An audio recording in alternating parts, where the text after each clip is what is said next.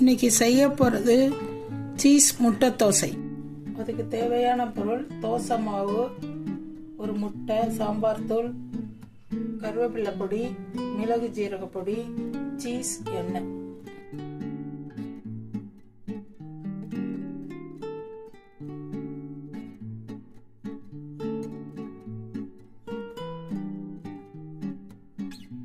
First கொஞ்சம் சாம்பார் பொடி போட்டுக்கிறேங்க.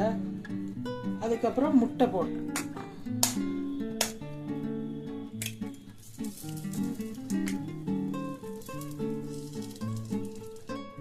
கருவேப்பிலை பொடியும் போட்டுக்கிறேங்க. அப்புறம் ஜீரக மிளகு தூள் போட்டுக்கிறேன்.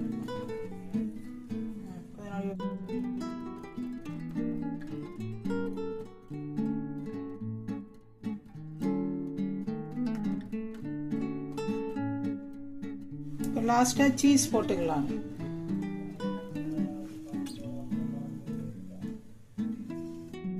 இப்போ நம்ம ரெடி ஆயிடுச்சுங்க. இப்போ நம்ம மடக்கி வச்சு அப்படியே எடுத்துக்கலாம்.